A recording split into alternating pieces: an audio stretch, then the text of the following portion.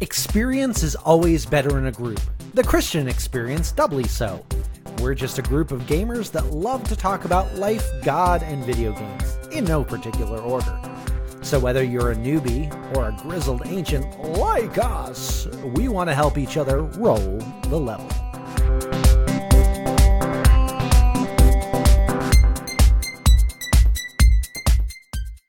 Welcome to another edition of the Roll the Level podcast. My name is Matt, and I'm super excited today because we're going to be talking about video games. Woo! More specifically, we're talking about digital versus physical video games. Not a death match or anything like that, but just some interesting stuff in the news. And I wanted to pull my cohorts into this discussion because I think it's a discussion worth having. But before we get there, let me introduce my co-host, Sarah. Sarah, how are you doing today? It is an amazing day. Amazing day. That's exciting. There's 4 Dragon Quest games that came out today on the Switch. What? So in it is that a case, great I'll see you day. next month. Exactly. Goodbye life. It is now owned by Dragon Quest. I'll see you later at Christmas or something. as long as you surface for Christmas. Exactly.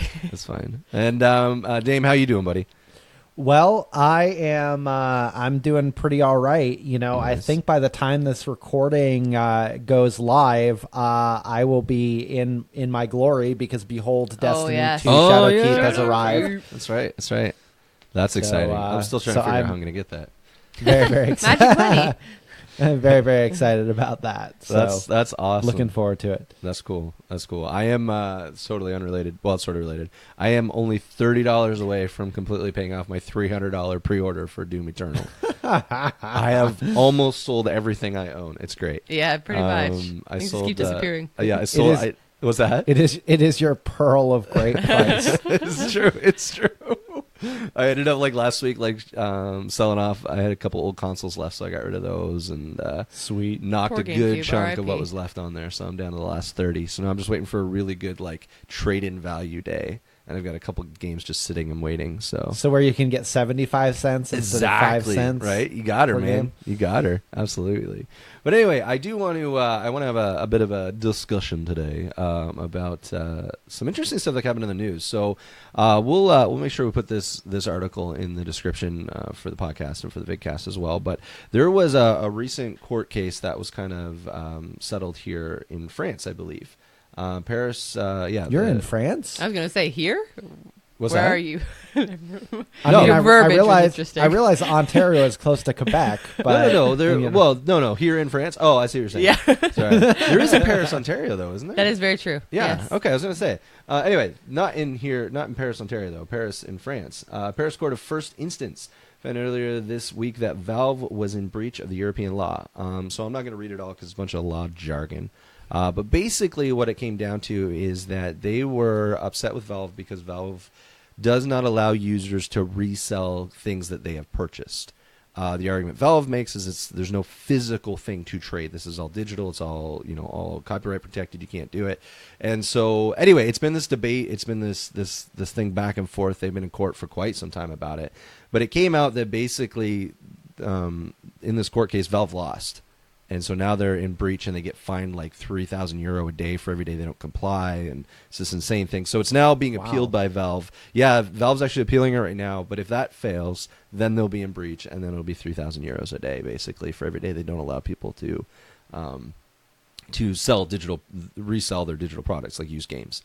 So that, this kind of stems from a much larger discussion that's been on the internet for several years now, of this whole idea of, why can't I sell my digital stuff, right? Mm-hmm. Like I buy games. We just talked about trading games. I mean, I just sold off old consoles so I could get Doom Eternal with my sweet helmet. But it sparks an interesting conversation. So I want to kind of throw at us this morning and kind of ask a few questions. And before we get into kind of the debate question, one of the other questions that's come up a lot and I really actually want to talk about is, do you think we are ending the era of physical games? Because there's, realistically nowadays, the only time that I know I personally ever buy physical games is when it's like a collector's edition, or if I'm in I'm in EB Games or GameStop if you're in the US, and I go to the bargain bin and I can get 3 games for $20 or something. But for the most part, I buy everything digital. It's way cheaper. There's always a discount. when I buy stuff. Like even on release now, there's discounts. But what do you guys think? Do you think we're seeing an end to an era when it comes to physical games, or do you think this is going to keep going? Sarah, why don't you start us out? I would say the storefront proves that it's going that way, just because EB Games here or GameStop. I always get GameSpot and GameStop mixed up. But It's all good. in the U.S. have proved over time that they are more Funko than video game now. Ah, truth. That's So true. Yeah. it's pretty much going the way of the dodo bird, unfortunately. Because I personally I only buy physical games, if I can get them cheaper than digital, which Yeah. is almost never. Mhm. But E3 in Canada is like the time of year when 20% off, 30% off sales happen if you pre-order the game. Mhm. That's the only time I'll ever get physical copies, because like I share some games with my son. Mhm. So sometimes it's just easier to switch the Switch cartridge. But now that I realized I can share them quite easily digitally, Yeah. it's like yesterday I was telling Matt that my son stole Link's Awakening out of my Switch, and I'm like, oh, How dare he? Right. So it's like, I guess I'm not playing this right now. And then it was nighttime. I didn't want to wake him up by going in his room and getting his Switch. So it's like, Oh, you're such a not- nice parent. I I'm totally not- would have gone in and got it. he's a light sleeper. So I was yeah, going to say, I this wasn't is gonna why get I'm it. not a parent, because I would have gone and flipped the mattress and they're like, what are you thinking? Come I on. thought it was adorable that he was playing it in general. So I was like, okay, no, that's I'll awesome. I'll play something else random until Dragon Quest comes out at 12 a.m. So, but yeah, That was do the think last night Sarah slept. for a long, long time. Yeah. Right. So you say, and then you think digital is the way we're going. I think it is, but it's such a weird place right now. Like, it's so new still. Like, you have to also think of other digital mediums like music and movies and TV shows that Apple or Google or whatever sells. Yeah. They also don't allow these things. They also don't allow trading or reselling. So why is only Valve in breach right now and not all these other companies? That's an interesting perspective. We're getting ahead of our question. I That's right. That's guess. right. I'm It's- sorry. No, No, you're good. It's a good question though, and You're hold, good. Hold the You- thought, Dame. Yeah, hold, what are your that thoughts? thought. I'm Yeah, paused. sorry, Sarah. So for me, I like, in some cases, like you guys, having a physical copy of the. And I apologize, I did that thing where I didn't silence my phone. I heard it. Such Sorry, a buddy. noob. I still Such a love you. noob I still move. love you. Thanks, guys. So I'm kind of in that same boat where if there's like a collector's edition of something that's a title that I really, really want or really like, then I do that. Like I looked at the Soldier First Class edition of the Final Fantasy VII remake, but I probably won't go quite in that deep Sure. for that. Is this going to be an accountability issue later? Are we talking about this? February might rolls be. around. It might be. Oh, I fair. mean, it's my understanding that October is Pastoral Appreciation Month. So if you're out there, Final Fantasy VII That's right, Soldier that's right. First Class Soldier, Edition yeah. remake. Wouldn't You'll have to buy all the collector's edition, though, for all the parts of Final Fantasy VII, which would just be awful. It would be awful. It would be awful. So I guess for me, like, I am more prone to buy a digital copy of the game, not necessarily from the standpoint of it being cheaper, but from the standpoint of if I'm playing on a console with that digital copy, the reality is that your load times are going to be far better reading from most of your digital downloads than it is going to be from the media that's a part of whatever the console is, whether it's a optical disc or a cartridge. I mean, the speed just isn't there as well. I'm not entirely sure as far as like a Switch cartridge. Yeah, I was goes, going to say what the Switch might be transfer different, but on The Switch- traditional optical drives, yeah. Yes, but on like a traditional optical drive, I mean, the load times are killer for stuff like that, especially if you're playing something like a AAA title that's going to be very, very graphics intensive, very feature intensive. So I guess for me, like what it really comes down to, I'm with you guys on like the money thing, like being a good steward of like what you're actually spending on the games, but like there's also the performance side of it too. Is the game going to perform at its its best possible chance of performance on the system, and what medium is going to be, or I should say, what media is going to be the piece that's going to provide that. So, Yeah. Well, so do I think that digital is going to replace hard copy? I think that unless there is a major technological shift in how we're reading the video game media that we're getting in next generation consoles, then I think that yes, it's like digital is going to be the best delivery method for new titles. Interesting. I have a couple things that you made Go me for think it, of. Do you have an external hard drive for your PS4? I have an external hard drive, but I have not converted it over for my PS4. Because I have corrupt 2 hard drives and had to download the whole PS4 library twice. 2 drives. That's impressive. I know, but the power shuts off and it corrupts the whole drive, and I have to re-download the whole library. I've had to do that twice, and I have like all the PS Plus games. It couldn't do a rebuild? No, it couldn't. It just stopped working. Oh, I'm sorry. So yeah, that was unfortunate. So that did not help my digital future. But as someone who has moved 6 times in 4 years, I could tell you, every time I move, I keep making my physical library smaller. And that's saying a lot because, like for our listeners and even for you, Dave, like Sarah's, I've gone to their place quite a few times, and her physical library is massive. Yeah, it's a like pain floor in to the ceiling massive. butt to move. Yeah, Not bad. It's incredible. It's impressive to look at, but I wouldn't want to move. But it's like, I don't know, all these shows on Netflix and all these books about like decluttering your life, and it's just so much easier to hide when it's digital. I forget I have things now. It's like, do I own that? Oh, I already own this digitally as it says it's purchased, but I probably would have rebought it. And Sarah's like, but it all brings me joy. I know. Well, the other side of that too, and I wonder if this principle carries over, right? Like there was all that research showing that like when we use physical cash versus debit versus credit, there's a different trigger in our brain For sure. Yeah. about how we acknowledge that. And I wonder if the same is true with purchasing physical media versus digital. Because I mean, how many games do you have in your Steam library right now that you haven't even touched, but you bought on a sweet sale? Yeah. Right? I do like PSN flash sales. It's like, Right? oh, they're all like $1 PS1 games. Okay, I might play this one day. Yeah. Versus like, hey, every physical game I have in my library right now, I've played through. Right. And that that's another side of that I kind of look at and go, oh wow, like is this where we're going to? Like where we're buying all these digital titles, but we never actually play them. The backlog is crying. Yeah. I don't even try my backlog anymore.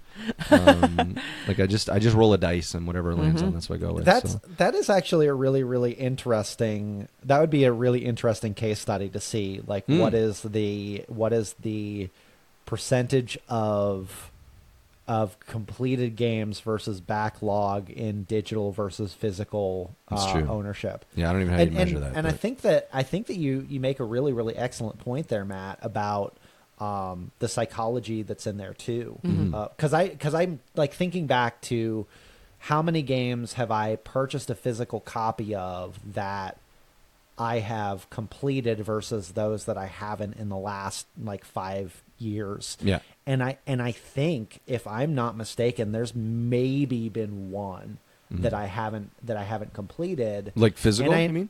Yeah, just a physical. Yeah, Yeah. just a physical copy that I think that, and maybe that's has something to do with the whole like starting to review video games thing. Yeah. Versus Fair. less time for for actually like setting aside for a single release versus the log of stuff that I'm reviewing, but that's a whole other thing. But yeah, I wonder if there's a correlation between completion and physical purchase versus digital purchase and just kind of dabbling. Because I think for me, like, if I spend $1 or $2 on something, I'm like, yeah, whatever. Yeah. If I got 5 minutes of enjoyment out of it, I got my money's worth. It's true. It's cheaper than going to a movie. Yeah, it's cheaper than going to a movie. That's actually a really, really good way of putting it. Like, let's say I get an hour's worth of play out of this. Okay, have I gotten my value out of the whole $5 that I exactly right. The single of dollars that I spend on on this thing. Now that kind of brings us into the conversation about resale here, Yeah. because Sarah started to make a really, really good point about this, which I'm going to go ahead and throw it back to you, Sarah, about like the other forms of digital media, in asking the question of, should we be able to resell digital content, whether it's music or movies or video games with their expansions and DLC and stuff like that? Yeah, I think it's a little tougher nowadays, though, too. Like, there's a couple of points maybe that make it a little harder. Like, video games are much more expensive than those mediums, usually. Like, Yeah. buying a $60 game versus a $1 song. Like, it's Well, very different. If you're in Canada, it's a $90 Well, yeah, I was game. using America bucks. Yeah. Like, okay, Sure, Canada sure. bucks. $1.29 iTunes song or an $80 game. Yeah. Very different. Yeah. Yeah. So it's a little harder. But now we have the subscription services, which also throw a wrench in it. Like, oh, I can get any Spotify song I want for my Yeah. $10 a month, and I'm not like doing. Which, if I don't know, I'm not spending $80. if I'm not mistaken, and I would have to check with people that I know in the music industry, but if I'm not mistaken, that the cut for artists in that stuff is terrible. In streaming Yeah. service? Well, Yeah, in Yeah, streaming I services. believe it. Yeah. For sure. I can But believe that. yeah, I don't know. It makes it all weird with Netflix and Hulu and all that stuff. Like, Yeah. you don't really own anything anymore. Which No, is, that's true. sorry, there's actually a really, really funny story. Speaking of the like selling the artists getting money on streaming services and stuff like that. There's a guy named Jack Stratton. I believe that's his name. He's the leader of a band called Wolfpack. Okay. And they did a thing a little while back where like Spotify was paying artists based off of playtime, I believe. I think it's like 30 And seconds you have to listen.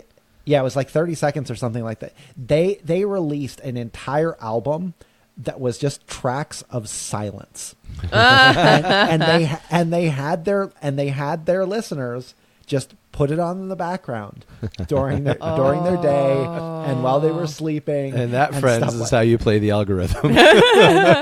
I mean, just this dude. If you've ever watched any video interviews with him, he is just way out in left field. Yeah. I mean, his responses to people are just hilarious, because there are these like market analysts that are trying to figure out like, how did you figure out the algorithm and blah blah blah Beat the blah. system. And he's just That's amazing. hilarious, That's hilarious dude. Their music is fantastic too. But anyway, that's a No, it's good. So Well- I actually do want to talk about streaming in a minute because it kind of raises an interesting point. But on the point of like digital purchase, do you guys like, what do you guys think about this idea of being able to resell content? Like, what does that look like for you guys?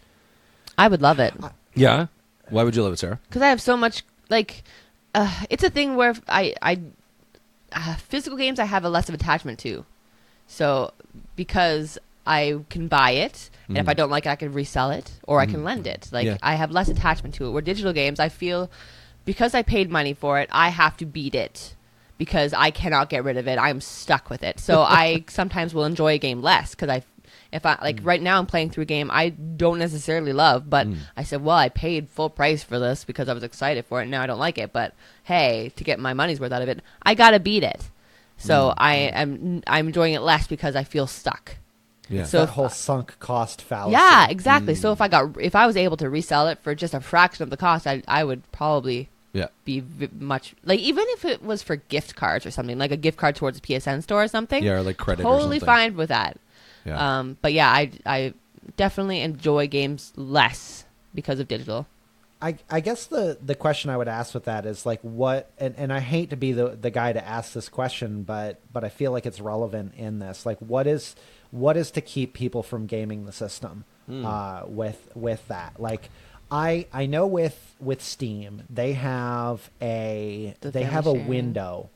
Or, They have a window in which, like, if you purchase a game, I'm wanting to say it's like a 24-hour or 48-hour window that you have to. and you have be to able like play the game like only for an hour or something. Yeah, at you only get so most. much It's- playtime too. Yeah. It's something goofy. It's Yeah. something goofy, but it is a system that keeps people from like say plowing through a game in 24 hours Mm-hmm. and then being like, oh well, I finished the game, I'm just going to return it. Yeah. Because that's crummy to Agreed. that's crummy to the Oh, it developers happens. too. Yeah. You know, and this kind of goes back to, like, I'm going to just kind of throw a scriptural point in here, because I think that this is kind of a valuable thing when we're dealing with any type of, like, resale or money, you know, and stuff like that. And that is that you should always pay a workman what they're due. Mm-hmm. Like, I get really, really frustrated. And this is kind of bringing things in the church world here, like, and even sometimes in Christianity, like, I get really, really frustrated sometimes as Christians when we're like, you know, I'm being a good steward of God's money, and then we just cheap out on people, or we don't pay people in the value of of the work that they've done for us, or whatever the thing is. Yeah, like, yeah.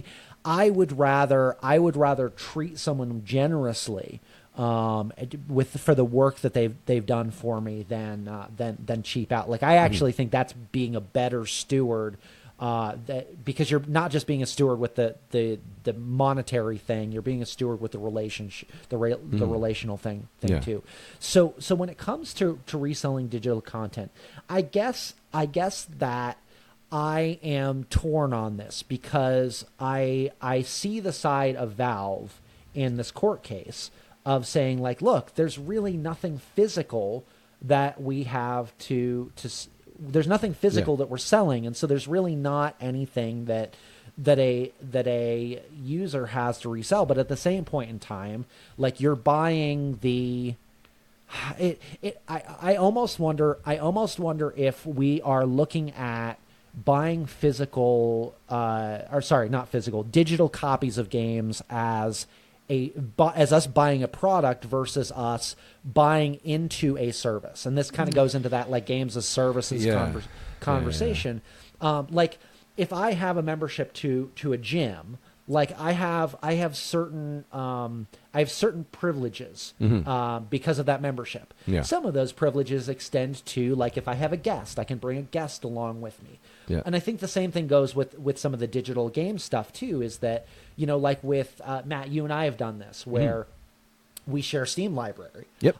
Where, you know, if I've got a game that Matt wants to play, you know, there's certain limitations that are placed on that, which is, I think are good limitations. Yeah, agreed. But at the end of the day, like, I wonder if we're looking at the digital content the wrong way. And so maybe that needs to inform better the way that we decide, you know, are we going to have a physical copy of the game, or are we going to have a digital copy of the game? Well, see, and I definitely see where you're coming from on that, because agreed. In some cases, it's very much like some of these things really are just services, right? Yeah. But the flip side of that too is that, like, if I can go buy the same product physically and digitally, then isn't it still a product at that point? And if I can, in one medium, trade it, sell it, whatever, should I? And I'm just playing the other side of this, right? Just for the sake of process, should I not then be able to take that digital version of that and do the same thing? Is it not the same thing? Are we saying that my digital copy does not have the same value as my physical? And if that's the case, why are we charging the same price? Well, I didn't pay taxes on any PSN games. Well, Sorry, we used Canada. to not pay taxes. Now we Well, do. in Quebec you do. Yeah. So Sorry, like, Quebec. so there's, you know, like, if we're getting into this nuance of, well, this isn't actually a product versus this is a product, then the price point really needs to reflect that. And it doesn't. Yeah. So you can't, what is it? Have your cake and eat it too, right? I would almost guarantee if we did that, the cost of games would go up, not down. Oh, I agree. I 100% agree with you. But that's what I'm saying. Like it's so hard to draw hard, clean lines on this discussion about, like, what is this thing that we're trying to do, as far as is this a physical product? Is this a service? Is this a digital product? Is this, you know, because when you start going down that road, you run into these issues of, like, well, if we're going to start distinguishing these two different things, physical copies are going to go through the roof, and digital aren't going to change. Well, but we already see that, though. Yeah, we that's true. already see that. I mean, back in college, Matt, you had a pretty vast collection of classic video games. Yeah. So you had your NES and your SNES and all those. those systems. And I remember going to Moncton, I believe, with you. There was a classic games shop over in Moncton. Yep. And this is like several years after the fact, but they had a physical copy of the SNES smash hit Chrono Trigger. Yeah, they did. Holla. Yeah, they did. And the Chrono Trigger cartridge, if I'm not mistaken, was somewhere around $100. Yep. Okay, so you have a game in physical form that is that has increased in value because it is a physical, dearly loved product and a physical copy of that dearly loved product. Yeah.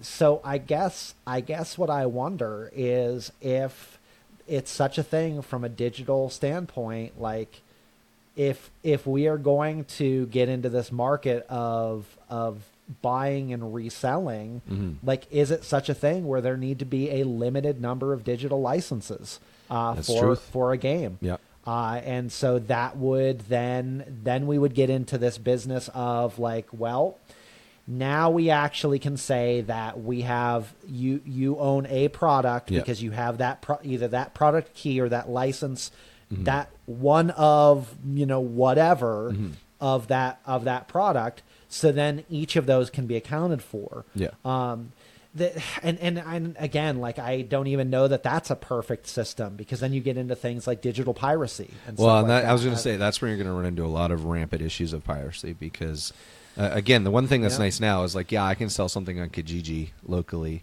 but even that has its own checks and balances in place, right? Yep. But there's nothing to stop. Like, it's going to be a lot harder to police digital marketplace. Like, you'll have your official digital marketplaces and stuff like that with their guarantees and their security certificates and all that jazz for buying and selling. But that's not going to stop all of the underground black market selling and buying of games, and it starts a whole other debate and discussion. It is a giant rabbit hole. It is.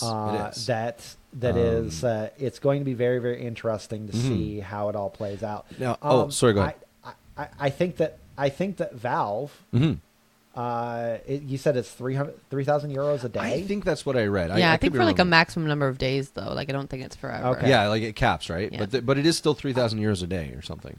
But I'd be very curious to see what the hard cap is on that, because like, I almost wonder if Valve will take a look at that, Eat the cost, and if Gabe Newell will just be like, you know what, we got money. Let me write you a check.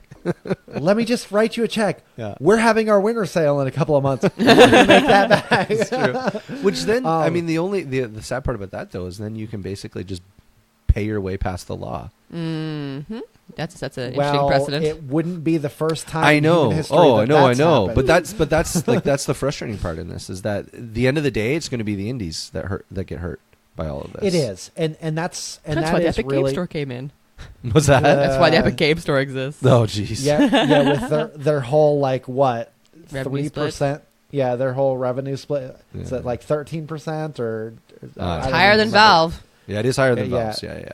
Well, But that brings me actually to one last question, and it's not the question I was going to ask. I'm throw a different one at you, because as we discussed this, it kind of get in my head, and we'll keep this one short because we're getting low on time. But what do you guys think? Like, the difference between, or sorry, let me rephrase this.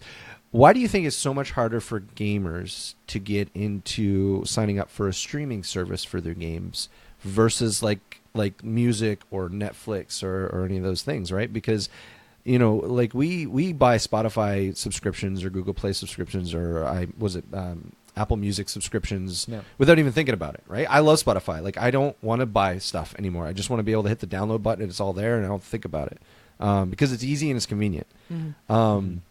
Netflix is the same way. Like, we rarely buy movies anymore. We just watch them on Netflix, or I'll even rent, go to the movies because it's like, oh, let's show up on Netflix. Well, exactly. Or I'll rent it on Google for 48 hours, right? So why do you think gamers struggle so much with this? And I mean, I guess arguably maybe we struggled with this with music when it first happened, but I don't know. I feel like gamers are really, and I'm kind of in that boat, to be honest with you, and I don't know why I'm in that boat, but I'm in that boat of I don't want to sign up for a streaming service. I have a very strong opinion on this. Yeah, I want to hear it, because this is I'm all over the board on this.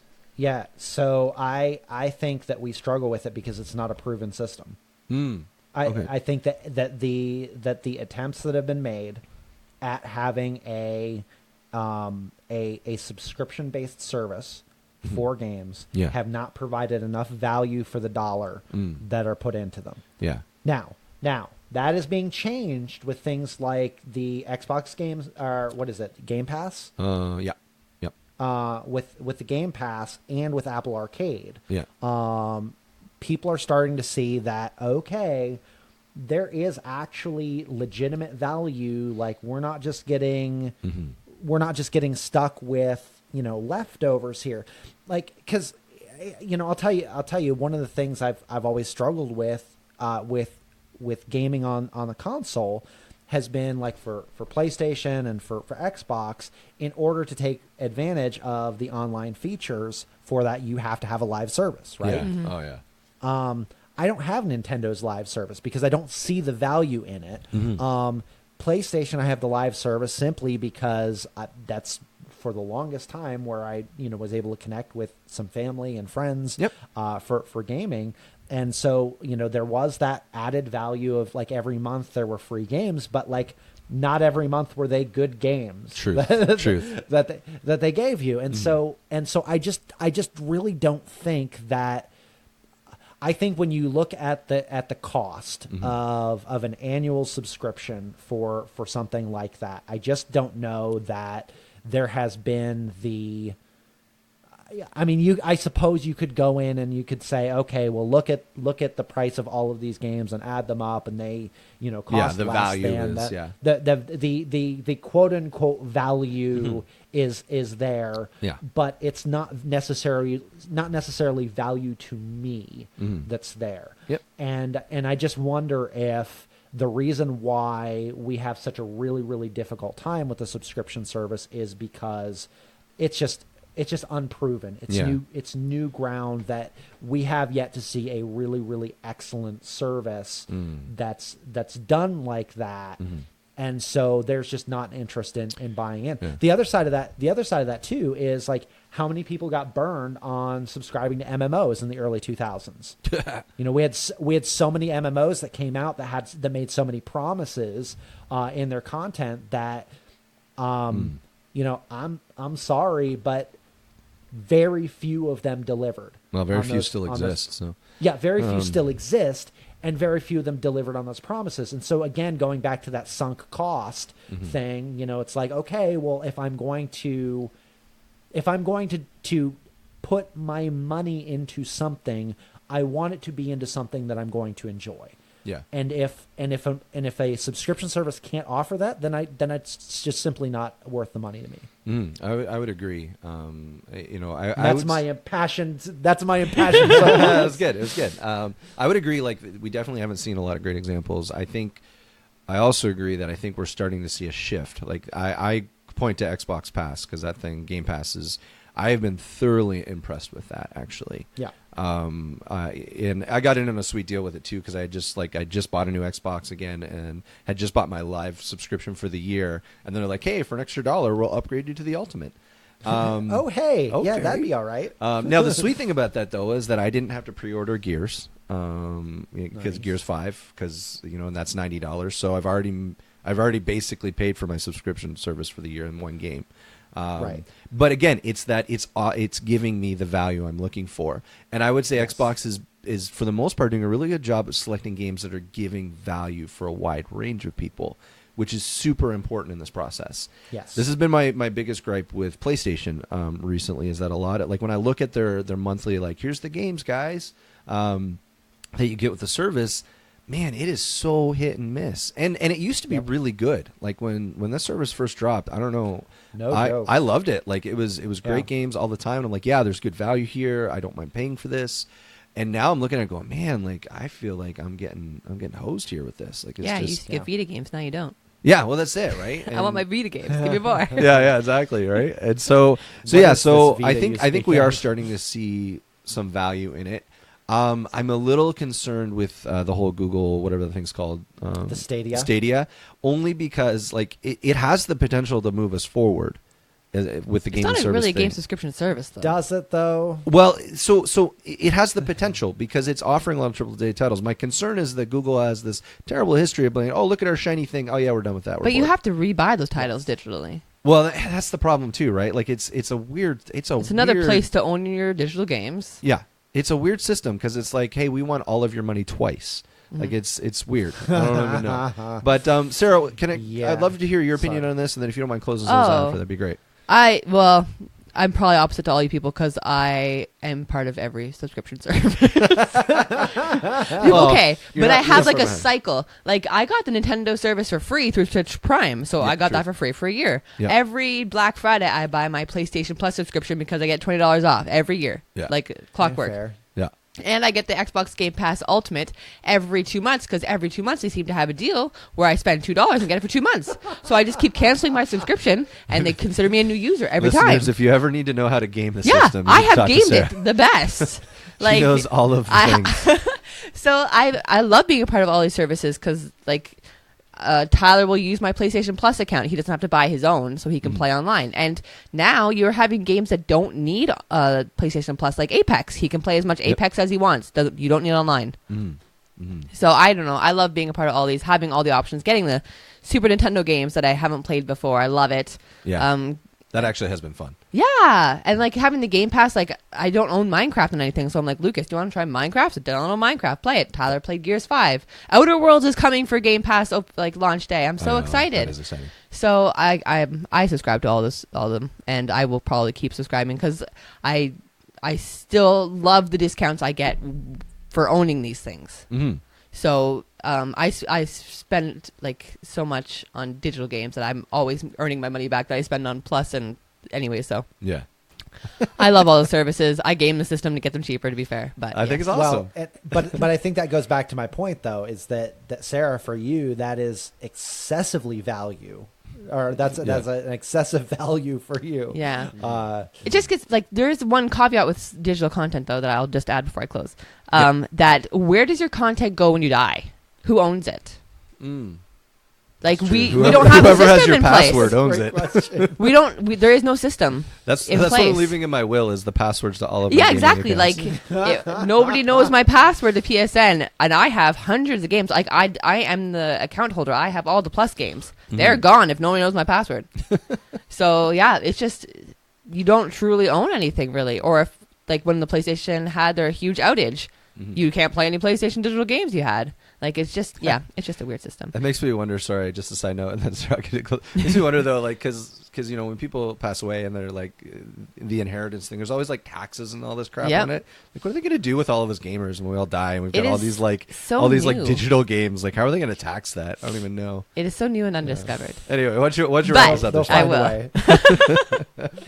Okay. So, thank you for listening, first of all. You can find us, we stream on Twitch on Tuesday nights. We've been doing WoW Classic lately. It's old. And then go to our website where you can find all the things we do, our podcast, rollthelevel.com. We are on the YouTubes where you can find Thought You Ought to Know. We upload that. We try to upload that every Friday to have your 5 pieces of news that we thought you might have missed.